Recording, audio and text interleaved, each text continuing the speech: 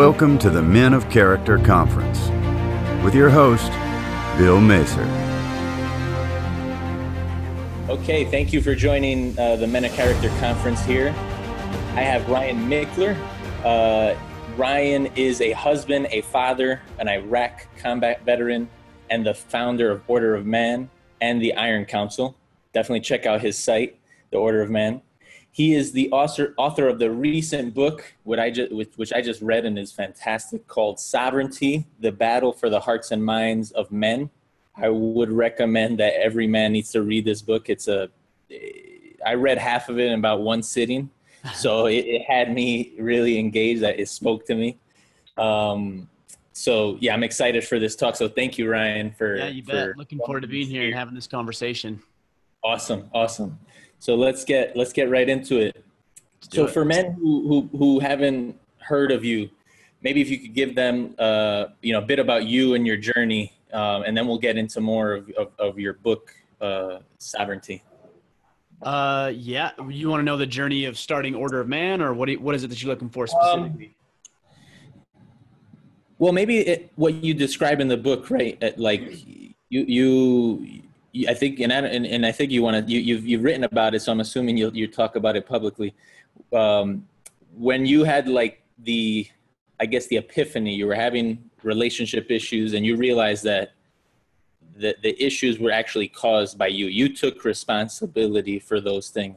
So maybe that's like the start of your book. So maybe we start there and we'll continue from there. Okay, sure. Yeah. So I really struggle. I mean, Order of Man is an organization, a movement designed to help men become better men. And really the reason I started it was for selfish reasons, because I didn't have a lot of this stuff figured out.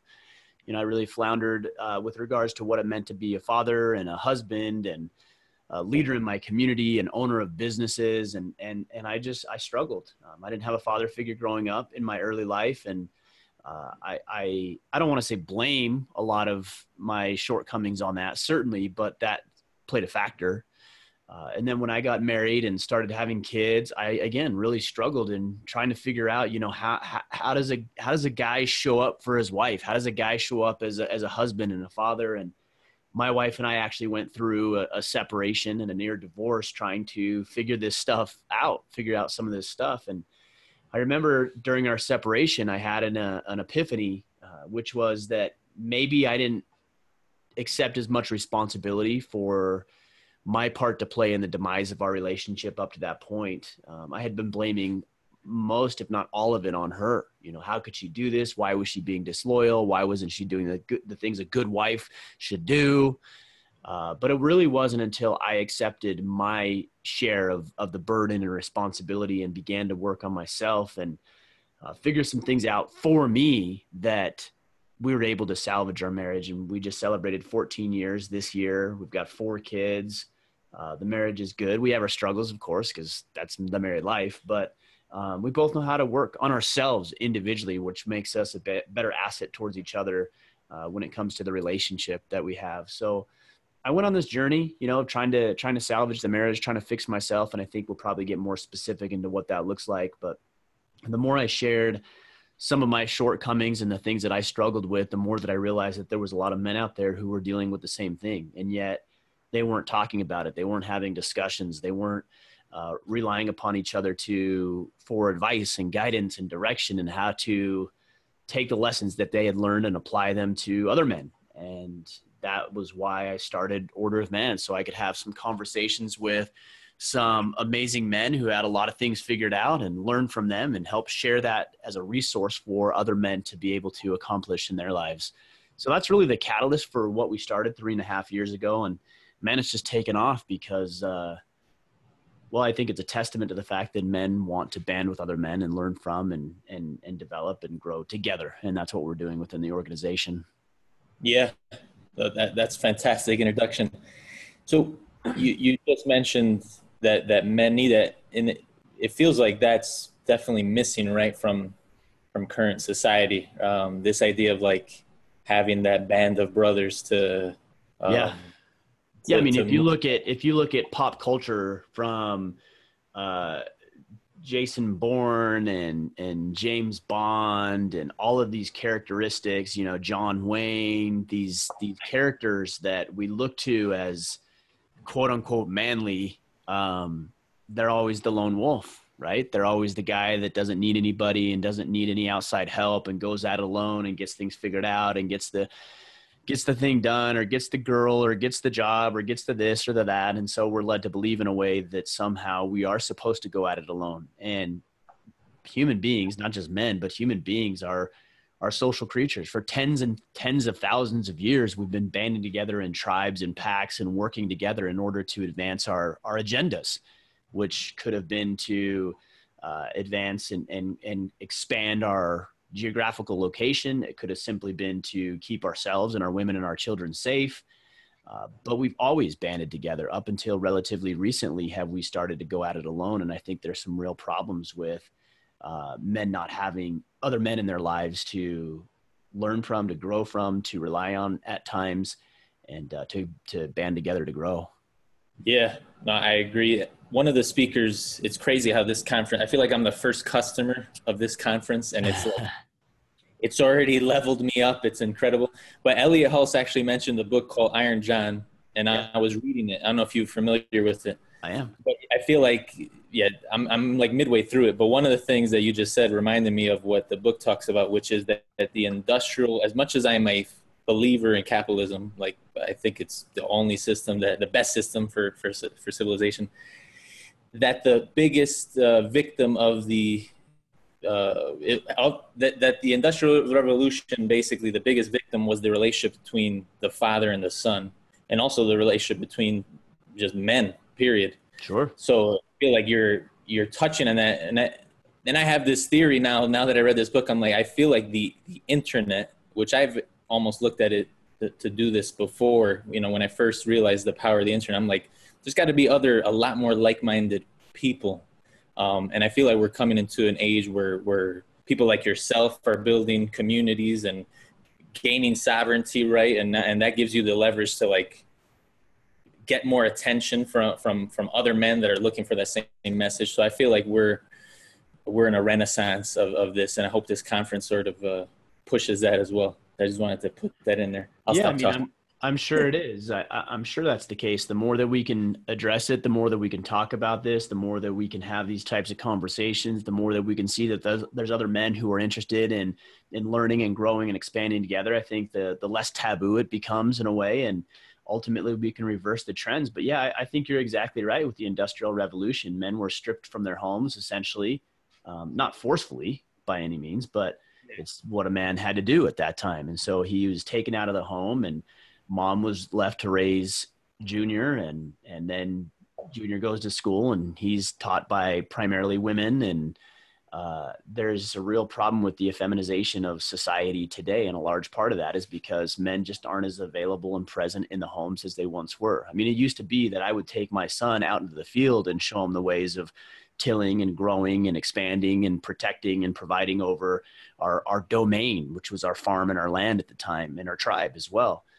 But anymore, it's not. It's I'm going to go out into the workforce, and I'm going to earn the money, and I'm going to bring it back, and then I'm going to engage to a very small degree after I get home from work for a couple hours, and maybe pat you on the head and have a family breakfast with you in the morning, if that.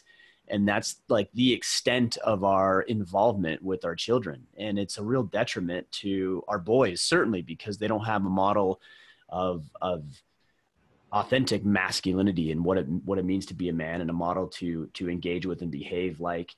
And then our daughters as well. They have no real bearing or example of a man in the home and how he treats women and how he raises his family. And so who do they look for? They find losers. You know, our daughters will find pathetic pieces of crap to eventually engage with and attempt to start a life with. And we see divorce rates on the rise because these women are marrying losers because they never had a model of what a man is supposed to look like. You know, I had a great conversation with his name is Dr. Warren Farrell, and he is the author of The Boy Crisis. And he was talking about, yes, the problem with boys, but also the problem with girls and our daughters is that they are looking for some sort of connection with men, and they think the best way to get it is through sex, essentially. And the reason they believe that's the case is because they never had a connection with their fathers that wasn't a sexual connection. And what I mean by that is looking to their fathers in a almost an infatuating way without it being sexual, right? Obviously, hopefully. And seeing that the value that these young girls have goes so much further than their ability to have sex. And we teach our daughters that through engaging with them and showing them love and support and guidance and direction outside of physical attraction. It's pretty sad. And the problem is only going to get worse because we continue to do the things that compound the problems, and it'll get worse before it gets any better. Yeah, no, I think you're 100% right on that. I feel like this has already been fantastic, but let's get into the book. So what is this concept of sovereignty, and why is it important to men? Well, sovereignty is the ability to take control and responsibility and accountability and ownership over your own life. And so many men give away the ultimate power that they inherently possess when they're born. We do it in the form of blaming and rationalizing and justifying and making excuses and pawning off responsibility and obligation on anyone but where it belongs, which is on us, our own shoulders. We give responsibility and therefore ultimate power to our wives. We give responsibility to our bosses and hope that they continue to employ us. We ask that our wives that keep us happy. We ask that our governments keep us safe. We ask that somebody else raise our children. We're asking everybody else to do what we should be doing, to accept responsibility. And I understand, because responsibility can be a scary thing, especially if you grew up not learning responsibility, especially if you grew up without any consequences for your actions. And that's what we see in our young children. It's a real problem. And so we make up excuses and lies as to why we're not performing the way that we do. I get it. I used to do it. You know, the reason that I wasn't happy was because my wife wasn't behaving this certain way, or the reason that I wasn't doing a great job in my business is because I wasn't receiving the training that I needed, or the economy wasn't as good as I would have liked. And when we do that, when we give away responsibility and accountability for our lives, we give away the control and the power to do anything about our lives.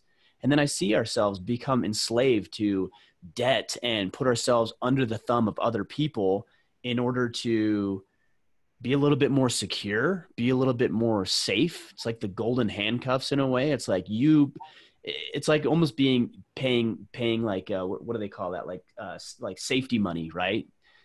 Where you pay somebody and they'll keep you safe, or they won't pick on you. It's like, it's not how we're supposed to live. Like, free yourself from the chains of debt, free yourself from the burden of making excuses for your life, and take back control over who you are and who you're meant to be.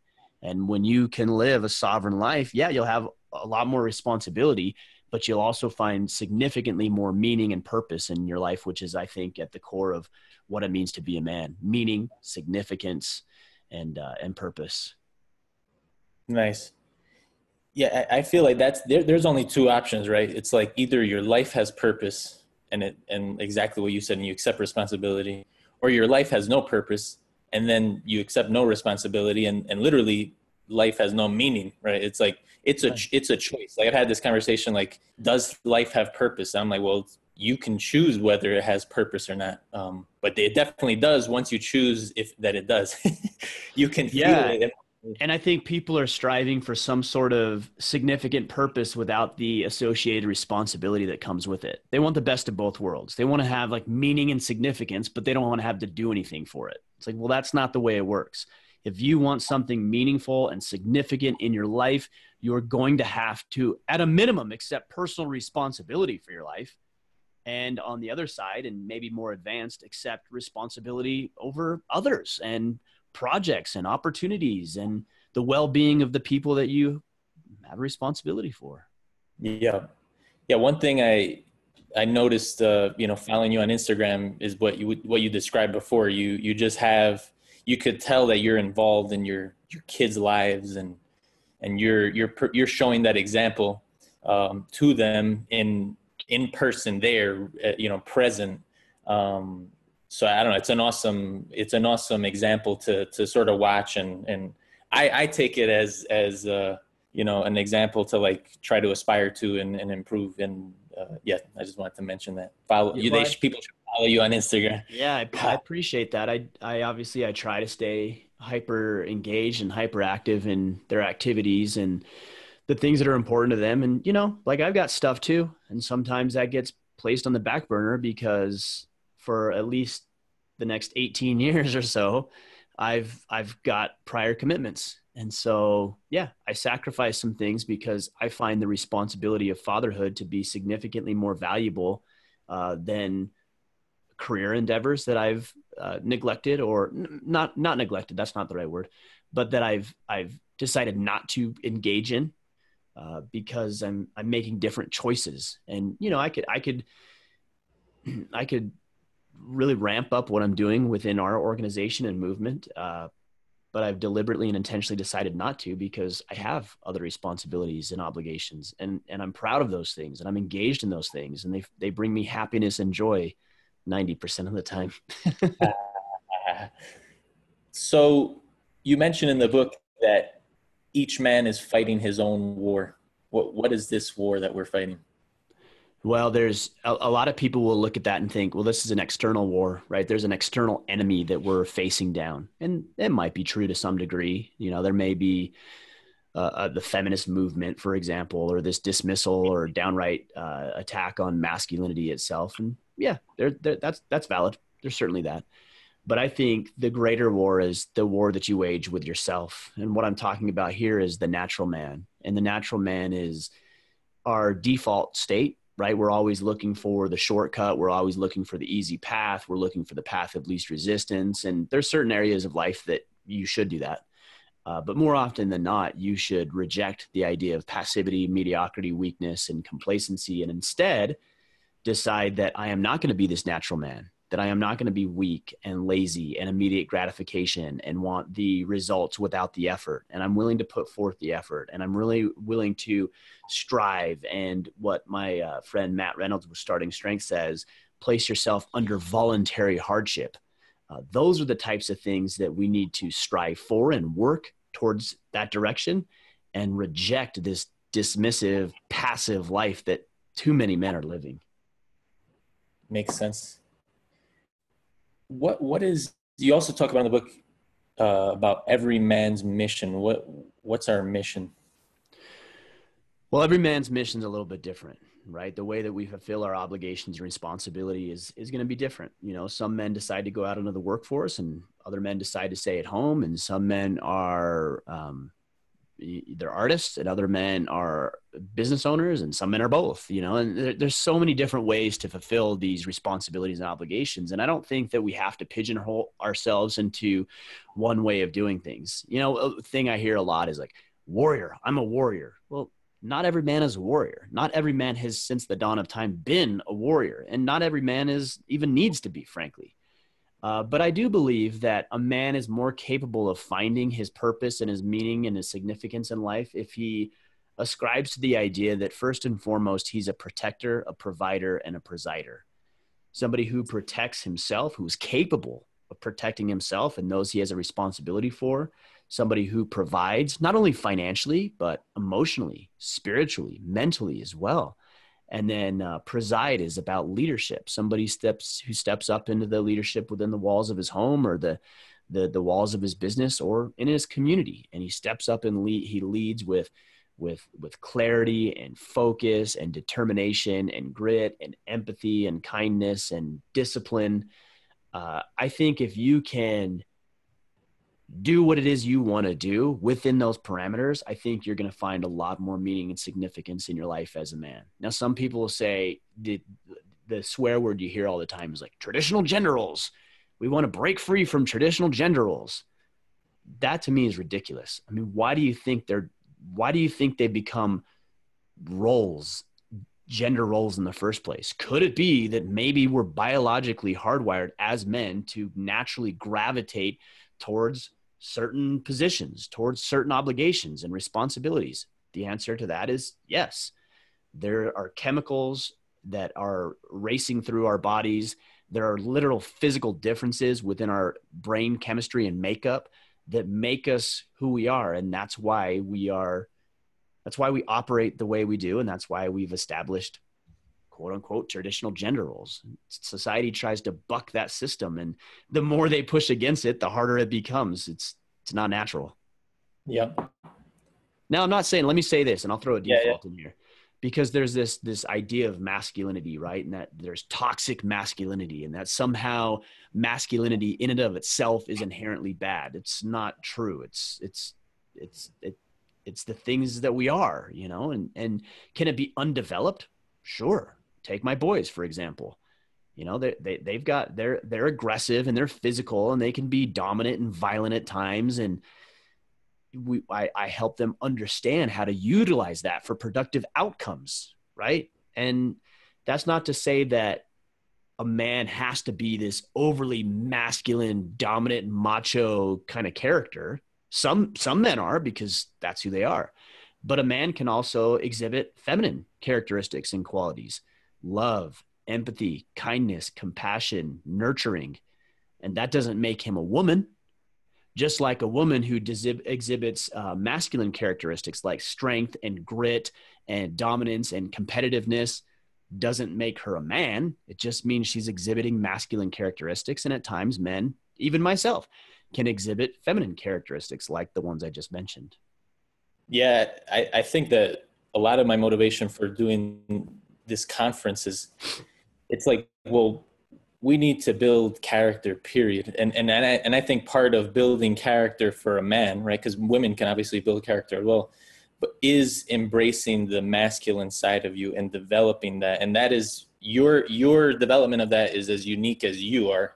So like you said before, and I really feel like, rather than, you know, because I agree with a lot of what you're saying, but I almost look at it like, rather than a war against feminism or this and that, it's like, let's just get, as men, it's clear that most men are not taking responsibility. Let's solve that and then see what, you know, like Elliot Hulse actually said this, and I thought it was true, that men are the sun and women are the moon, and they're just reflecting basically what they're receiving, the energy they're receiving. Well, I mean, we're not at odds with each other.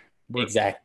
We are harmonious from the way that we interact with the chemicals, again, that are coursing through our veins, to the physical parts that we have. You know, it's like we are compatible in every way, shape, and form. Yeah. So we're not enemies. We are to be working together, and we are of equal importance, although we are not equal. Meaning we are not the same, but we are of equal importance. And when we can step into the roles that we were designed to step into, we're going to find more fulfillment, satisfaction, and the fairer sex is going to find more fulfillment and satisfaction because they're stepping into who they are supposed to be. And the cool thing about this is, when I behave like a man, I give my wife, and in my case, the permission, in a way, and I'm not saying like verbal permission, I'm just saying, when I'm being the man, it allows her to be the woman. When she's being the woman, what's that? Yeah. Is it? I feel like a lot of what women look for is like the comfort and safety that they're with someone who is taking responsibility, and then that allows them to relax, be themselves. Right? They're not even relax. It just allows them to be who they're meant to be. They're nurturers. So if the guy, let's say a man comes into a relationship and he's not behaving like a man, well, who has to fulfill that role? The woman. And that's why you see these women who, frankly, they're behaving like men in the relationship. That's because the man's not behaving like a man. And so what happens is, and we expect our women to do this quite often, is to play the feminine role. And then because we're not willing to step into the masculine role, we also ask her to play the masculine role. So she becomes this like quasi partner / parent, mom, dad figure. And then you hear, right? Like the husband is the child. And he's like, please take care of me like my mother did. Well, how long can that last before this woman is like completely repulsed by you? Because you're not willing to add any value into the relationship. You're a taker, not a giver. Yep. One thing, and you sort of touched on this right now, you mentioned in the book that emotional intelligence is the cornerstone of masculinity. And I thought that, I haven't read that anywhere, but I agreed with it. Could you expand on why you think that is? Not, I wouldn't say but I would say a cornerstone, Okay. right?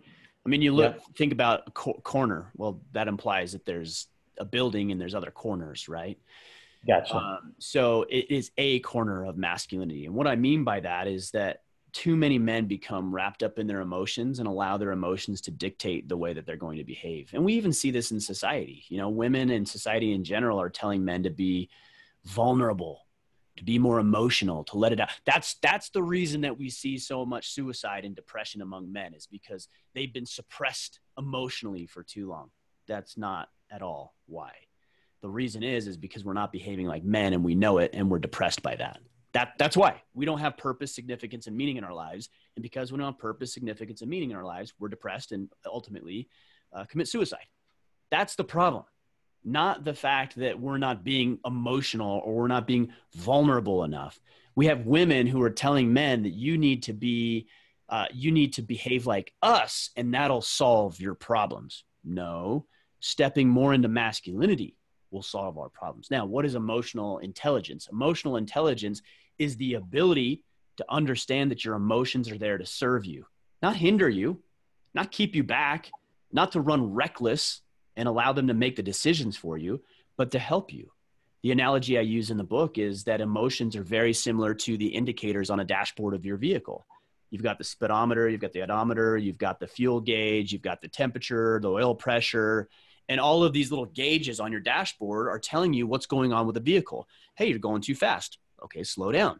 Hey, gas tank, it's getting down to empty. Okay, I got to fill it back up. Oil pressure too high, engine's too hot.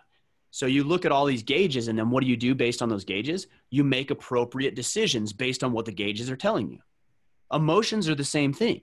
When you're angry, it's better, instead of to like be angry and lash out, it's better to understand why you're angry so you can make an appropriate response. So guys will say all the time, how do I not be so angry? You figure out what's making you angry and you stop doing that. How do I find more joy in my life? You find the things that add more joy to your life and you do more of that. How do I overcome fear? Well, you've got to determine, when it comes to fear, is this something that's going to kill you or something that's just going to push you outside of your comfort zone? Then once you determine that, you act accordingly. If it's going to kill you, then fear actually saved your life. If it's going to push you outside of your comfort zone, the fear is just an indicator that you're going to be uncomfortable for a little bit. And once you've identified that, you give yourself permission to drive on in the face of discomfort. So your emotions are there to serve you. So rather than like trying to hide them or even trying to like show them to the world like everybody would have you believe, no, just ask yourself, why am I mad? Why am I glad? Why am I happy? Why am I sad? And then you can make the appropriate decisions and responses to those emotions. Yeah, I had you reminded me of someone DM'd me on Twitter and was like telling me, they're going through some difficulties, and he felt like he had put his needs, he wasn't doing anything for himself. He was, always doing something for his children or for his wife. And I'm like, well, you just described exactly what you need to do. You need to get in. Why are you feeling not fulfilled? It's because you haven't prioritized the things that interest you. All the things that you probably did that before your wife married you, now you don't do them anymore. So you need to be more of the person that you were on your own, but now within the marriage. I feel like a lot of men just think that they need to abandon. And I'm talking from personal experience here, that you think you need to abandon some of the things that you did before. And I don't think that's true. I think you need to you're still your own person within a marriage, and you strengthening yourself is only going to strengthen your marriage and your relationship with your kids. But yeah, so I hope that person listens to this talk, because I feel like that's a common feeling that I've heard out there from other men. Well, and I mean, I understand it. I think it's actually noble. I think that's the problem in a way, is that it is honorable and noble. It's honorable to sacrifice what you want for the betterment of your wife or children or employees or whatever it may be. That's noble. And that's the trap. Because if it wasn't noble, you wouldn't do it. You would be repelled by it. You'd be repulsed by it. But because it's noble and you feel like it's your responsibility, it's easy to gravitate towards that. So what a man has to do is he has to establish healthy boundaries, because you're right. You do have to take care of yourself. The stronger you are individually, the more value you bring to the team. You don't want to be the weakest link in your team, whether that's your family or the business or the project you're working on or your circle of friends. If you're the weakest link, you become dispensable. Nobody wants the weakest link, right? A woman doesn't want a weak husband. If you're at work and there's a project, the team members don't want a weak team member. That's natural. And that's the right way. That's the way it should be. So don't be the weakest link. How do you not become the weakest link? You educate yourself, you apply, you build confidence, you excel, you grow, you learn from your failures, you become better moving forward, and then you're able to enhance your experience with a team. Again, whether that's the family or the project at work or a band of brothers. Go out, be better individually, and the team will be lifted up. Nice. In the book, you say it's all your, and you've touched on this a little bit, you say it's all your fault. Your financial situation, your health, your relationship, everything about your life is your fault. What are the benefits of and you've talked about it a little bit, but what are the benefits of taking ownership of your life in this manner? Well, let's look at the alternative. If it's not your fault, then there's nothing you can do about it. Plain and simple, right? So if you lost your job and it was completely outside of your control, nothing you can do about it. Well, you're helpless now. Nobody wants to be helpless. I don't want to be helpless.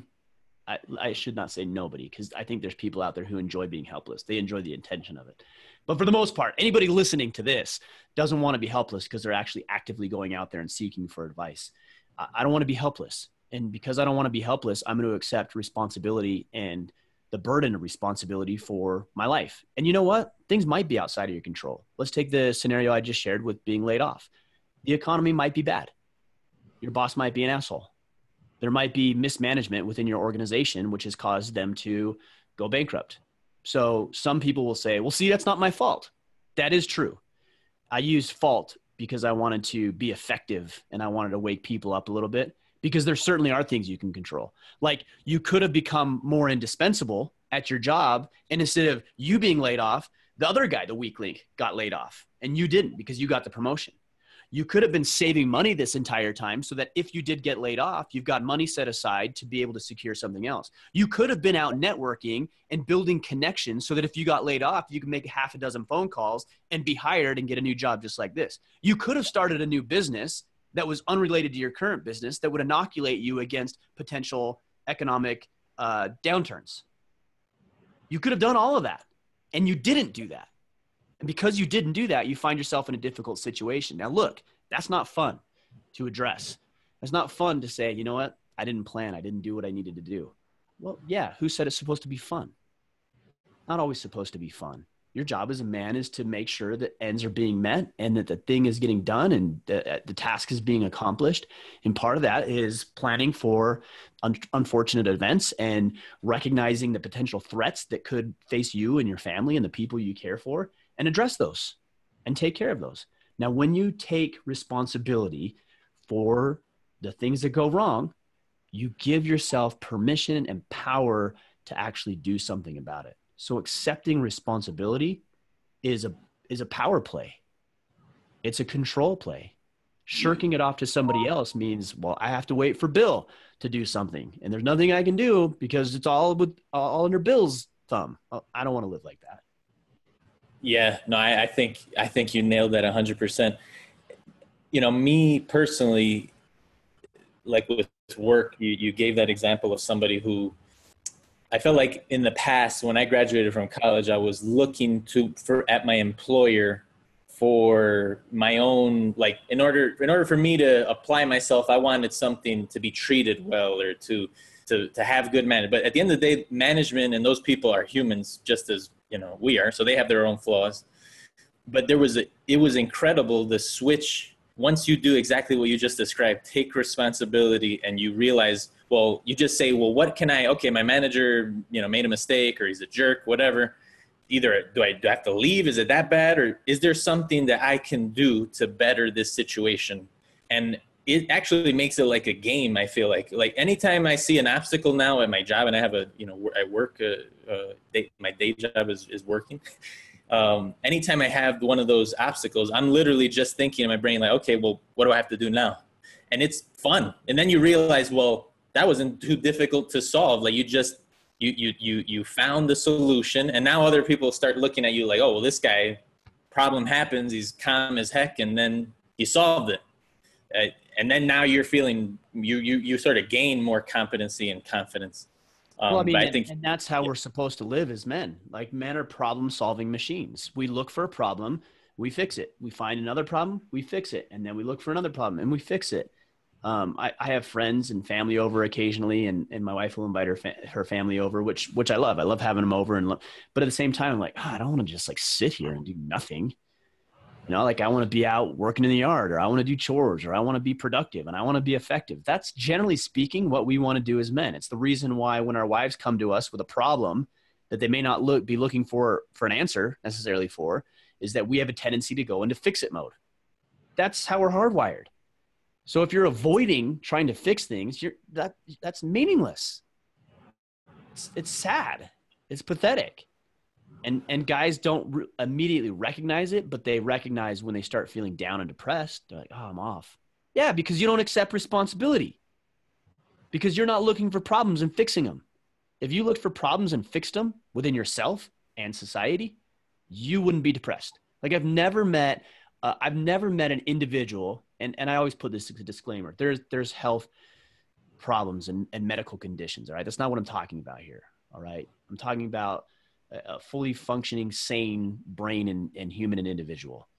I've never met somebody like that who has been down on themselves while they're actively engaged in a meaningful project or work.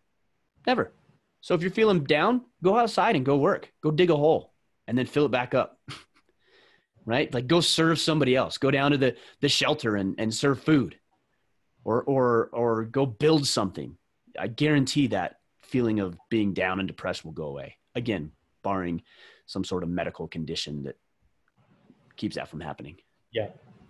Yeah. Why do we need to inoculate ourselves against negative life experiences? Well, it's going to happen. There's nothing you can do about it. You are going to get laid off. Your wife is going to leave you. You're going to go bankrupt. You're going to break your leg. I mean, something bad is going to happen, right? It's inevitable. We don't know what it is, but something bad is going to happen. And we talked about this and touched on it a minute ago. Your job is to prepare and plan ahead for those things so that when that thing happens, whatever it looks like, however it manifests itself, you're prepared for it. And there's people who are relying upon you. It's your job. You know, it's my job to provide for, protect, and preside over my family and with my wife in unison. And so if there's a natural disaster and I haven't prepared for that, my kids die. Like, right? Like if I don't do my work and save money, we don't have the ability to put a roof over our head and food on the table. That's my job. That's my responsibility. So why do we need to inoculate ourselves against the negativity and the things that might happen in life? Is because they will happen in life. And it's your job to ensure that you're prepared when that day comes. Nice. Can you tell us about the Spartan event you participated in? And you mentioned in the book that it changed your life. I thought, I'd love to hear your story around. So I started doing Spartan races probably 2.5 years or so ago. I had a friend, he called me up. He's like, hey, you want to go to the Bahamas? I'm like, yeah, what's the catch? He's like, well, we got a ticket for you. So you just come down, you got to fly out here with your wife and you just come out here and we'll get you on the cruise and we'll all go to the Bahamas together. Oh, and you have to run a Spartan race too. And this was like a week away. I'm like, oh, I've never run a Spartan race. It was a small one. It's like a 3-mile race. And I'm like, well, it's on the Bahamas, you know, like how bad could it possibly be? So my wife and I got a babysitter real quick and decided, we're going to go on this cruise to the Bahamas. So that's what we did. We went to this cruise with our friends and man, I was really,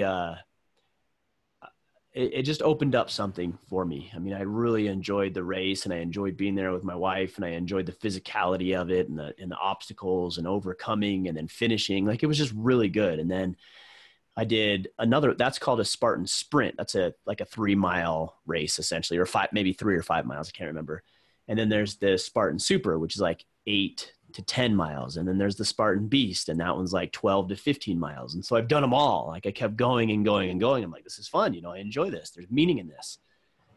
And then I had the founder of Spartan Races, Joe DeSena, on our podcast. And we got talking about, I think I said to him something along the lines of, I just like signing up for events before I'm ready because it forces me to be ready. And he's like, oh, okay, come do the Spartan Agoge then. And the Spartan Agoge is a 60-hour endurance event. I didn't know that at the time. I just said, okay, yeah, I'll sign up for that. And then we got done with the interview, and I jumped on. I'm like, all right, what is this Spartan Agoge? Well, they had only done one before, and it was in the winter, and it looked miserable. And I come to find out it's a 60-hour endurance event. And I pride myself on being a man of my word. So I said, well, I said I'm going to do it. So I found 9 suckers to do it with me. And 3 of them dropped out. 7 of us, 7? It was 6 or 7 of us went. 3 of us finished. 4 of us did not. 4 of them did not finish. And yeah, it was, like I said, 60-hour endurance event. So we were up in the hills of Vermont pushing hay bales across 2-mile mud swamps and very, very limited sleep. And it was insane. Like the first 24 hours was this huge 20+ mile road march up a route called Blood Route in the White Hills of Vermont. Like, it's just crazy, insane stuff. And to your question about how did it change your life? Well, I remember there were a couple of different defining moments in that for me. And one of the moments for me was Joe DeSena woke us up. We had an hour and a half sleep after our first 24 hours. And he woke us up and he said, all right, everybody give me 100 burpees. I'm like, holy crap, 100 burpees? I'm exhausted. So we start doing our burpees. We get like 10 to 20 burpees in. He's like, nope, you're not doing them right. Start over. So we start over and we get to about 10 to 20 burpees. And he's like, nope, you're not doing them together. Start over. I'm like, oh my gosh. So we start over and we finally get our burpees done. And he comes to the middle of the circle and he says, I've got an ultimatum for you. A lot of you guys are tired. A lot of you guys are feeling beat up and everything else. Here's what we're going to do. If you want to quit right now, then go ahead and ring the bell. There was a little bell shaped in a Spartan helmet. Go ahead and ring that bell right now. Hopefully you came out and you got what you wanted to accomplish by being here. No hard feelings. Nobody will think less of you. Go ring the bell. You're out. But if you decide to stay after this point, if one of you who decides to stay leaves, quits the event, you're all out. Nobody finishes. And I decided to stay. I was beat up. My feet were hurting like they'd never have in the past. I had blisters, like silver dollar sized blisters. I mean, it was bad. And I decided to stay. And as I was continuing the rest of the event, there was times where I really wanted to throw in the towel, but I couldn't. I had burned the ships in a way, right? I couldn't. I would let all these other people down. And in those moments where I felt like I wanted to quit, I would go back to an image that I had in my mind. And that was that my wife and I had sent a text to me of her and the kids, and they were holding these poster boards and it said, go dad, we know you can do it, make 60 hours. And as I thought about quitting and wanting to give up, I could go back and draw upon that. But the one thing that really kept me going, and this is so powerful, it's called consciousness. We have an ability to project ourselves out into a future space and time. And that's what I was able to do. And I fast forwarded to being able to make the phone call to my family and tell them you finished 60 hours and tell them I finished 60 hours, excuse me. And as I was wanting to quit and my knees were grinding together and I was feeling uncomfortable and feeling sorry for myself and wondering what it was I did, I continued to project myself out into the future. Like, what will this be like? What will the phone call be like? What will the experience be like? What will my kids learn from this? What will they take away from this? Will they be proud? And as I thought about those visions, those are the things that got me past. But, I think we discount ourselves. When you feel like you want to quit and throw in the towel, you're just capable of so much more, but you'll never know until you put yourself in the fire, the refining fire, and really test what you're made of. and go further than you thought you could before. And you do that over and over and over again. And you realize that it would be pretty near impossible to reach your full potential. Even now, where I feel like I'm in a pretty good place in my life, there's no such thing as reaching your potential. It's limitless. And just when you think you can get there, that potential expands because you learn something new or have a greater capacity for something more in your life. That story is fantastic. Yeah, I feel like I just tweeted something similar. I wrote a thread on how a hero is a man of high character. And I said something to the effect of what you just said, that human beings are limitless, and there's always another level. But I think that story right there just proves that 100%. And you mentioned this in your story right now about the fact that you gave your word and you felt like you had to finish. Why is it important for men to be a man of your word? Why is that important? You have to decide if it is. It is for me. Why? That's actually a good question. I don't think anybody's ever asked me, why is it important to be a man of your word? I just think that when you're not, you're lying to yourself and you're letting yourself down. And when you let yourself down, you begin to feel like a loser, and you kind of are, quite honestly. You know, like if you say you're going to do something and you don't do it, I think, and this is going to sound a little over the top, but a little piece of your soul dies. But that's true. You lied to yourself. You lied to other people, sure, but that's significantly less important than you lying to yourself. And you keep doing that over and over and over and compounding that, you feel like garbage because you're acting that way. You're not upholding your commitments. You're not doing the things that you said you would. And the more on the flip side that you can uphold your word and do the things that you say you're going to do, you begin to feel confident and you begin to feel proud, and you build upon that and realize that, man, I'm capable of so much more. And I'm not talking about big commitments. Yes, big commitments, but also little commitments. Like if you told your wife you're going to take the trash out tonight, take the trash out tonight. Right? I know that sounds insignificant, and I know a lot of guys will say, oh, it's okay, I can take it out tomorrow. Yes, you could. That's true. And everything will be fine probably, except for it isn't, because you lied to yourself and you lied to the people who are caring about you. And I'm not saying I'm perfect. I'm not saying I always get this right. In fact, you and I had to reschedule this conversation because I had something come up. Well, one could say I didn't uphold my commitment. Look, stuff comes up. But to the best of your ability, uphold your commitment, which is why we rescheduled and we make it work and why we're talking right now. So yeah, I'm not interested in lying to myself because I value who I am and who I have the potential to become. Awesome. I agree. What's your approach, or what advice would you give to fathers? Like, what's your approach? Any piece of wisdom that you can give to fathers? Yeah, this is one people don't necessarily like, but it's the truth, is that your job is to render yourself obsolete. Period. Full stop. Like, your job is to put yourself out of a job. And if you can't do that, you're failing as a father. So if little Junior is still at home and he's fully capable of being out on his own, and little Junior is still at home at 35 years old without a job, without any education, and just a loser in general, then you failed. Your job is to render yourself obsolete. I want to be in the position where my kids want to be around me and they want to be engaged, and they can bring my grandkids over, and I can still support and give guidance and direction. But I never want to be in a position where my kids, when they're old enough and out on their own, that they need me financially, mentally, emotionally, to be able to be self-reliant and contributing members of society. That is my job. And people say, Ryan, that sounds harsh. Maybe it is. That doesn't mean I'm not empathetic. It doesn't mean that I can't be nurturing and compassionate and kind and loving in the meantime. It doesn't mean any of that. It simply means that the precedent is that I teach them a way to be able to manage their own lives without me being around. And there's going to come a point where I'm not around. It could happen today. I could be driving down the road and get T-boned or T-bone somebody else and life over. Or it could happen in 20 years or 50 years or whatever it may be. But I'm always focused on ensuring that my kids can take care of themselves, which is why I don't rescue them within reason. I don't rescue them. When they make mistakes, I allow them to feel the full weight of the mistakes and the choices they're making, because I want them to know how bad it hurts or how bad it sucks when you mess up, so they don't continue to mess up. right? Like so many parents want to rescue their kid. Oh, I got to bubble wrap him and save him and protect him.